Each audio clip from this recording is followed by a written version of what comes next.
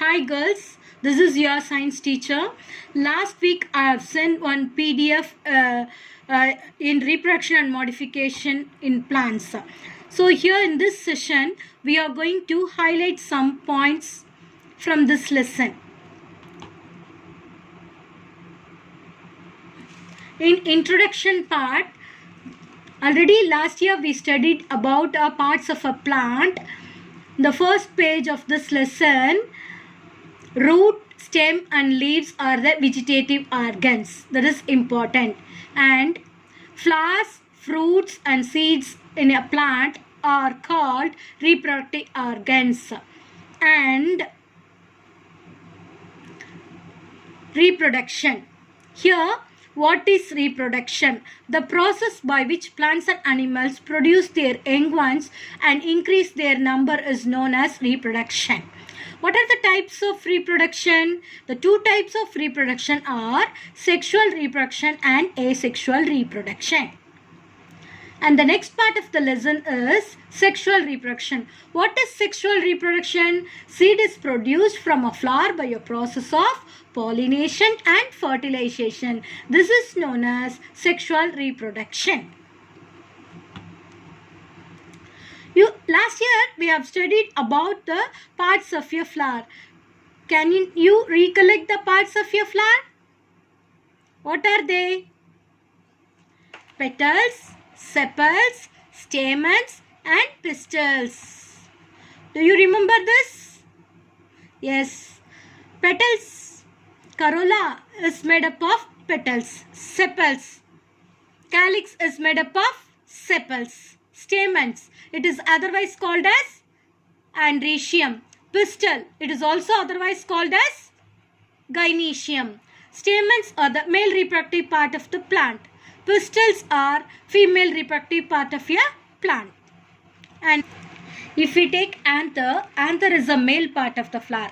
Anther consists of two parts. The stick-like part is called filament and the top part is called anther lobe. So only two parts in anther lobe. And if we take gynoecium, gynoecium is a female reproductive part.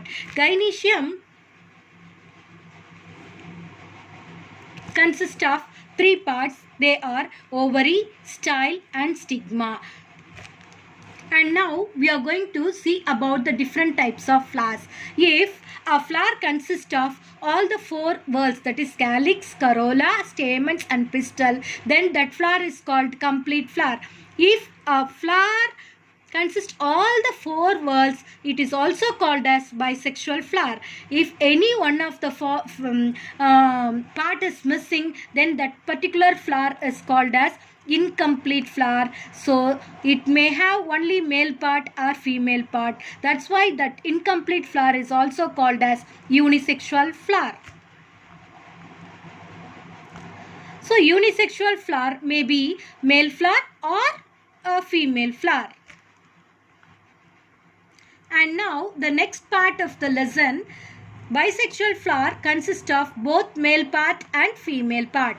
Unisexual part consists of only male part or female part. Only one part will be there.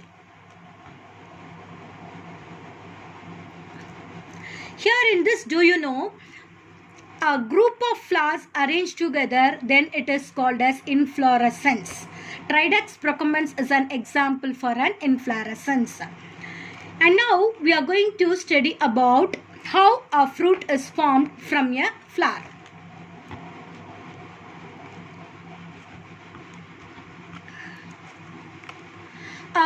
In sexual reproduction, it consists of pollination and fertilization. What is pollination? The process by which pollen grains reach a stigma is called pollination. Sometimes the pollination occurs artificial. Always the pollination occurs natural. The natural pollination is called natural pollination, and sometimes it may occur with the help of others, that is called artificial pollination.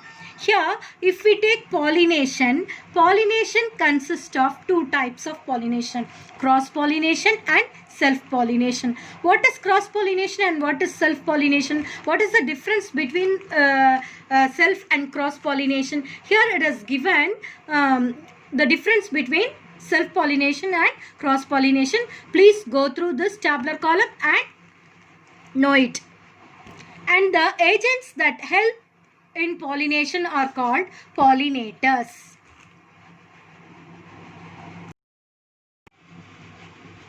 This is a diagrammatic representation of self-pollination and cross-pollination. If an anther of a flower is transferred to the stigma of the same flower, then it is called as self-pollination. But here in cross-pollination, the anther of a flower is transferred to the stigma of another flower, then it is called as cross-pollination. And the next process in sexual reproduction is fertilization. What is fertilization? The fusion of male gamete with the female gamete to form a zygote is called fertilization. This is the life cycle of a flower. If we sow a seed, it grows a plant. In a plant, a flower blooms. Flower consists of male and female part. This male part consists of anthers. And female part consists of ovary, style and stigma. This anther is transferred to the stigma, and from there it travels to the ovary and fusion takes place, and this forms as a fruit. Inside the fruit a seed is formed. This is the life cycle of a plant. And after the fertilization, already I told you that a flower consists of 4 parts: calyx, corolla, androecium and gynoecium. After the fertilization is over, a post-fertilization changes takes place. That is, after the fertilization, the calyx of the flower fall off or persist with fruit. Petals wither or fall off. Androecium fall off. Pistil remains and develop into a flower. Fruit, that is pistil. Gynoecium develops into a fruit. Style and stigma fall off. Ovary enlarges to store the food materials and develop into a fruit. Here, ovary changes into a fruit. That is very important. And ovules develops into a seed. Ovary into fruit, ovules into seed. Do you know? The world's largest and the heaviest seed is the double coconut. This is very important. And the smallest seed, orchids have your smallest seeds in the plant kingdom. Asexual reproduction. What is asexual reproduction? The production of new plants without the involvement of pollination and fertilization is known as asexual reproduction.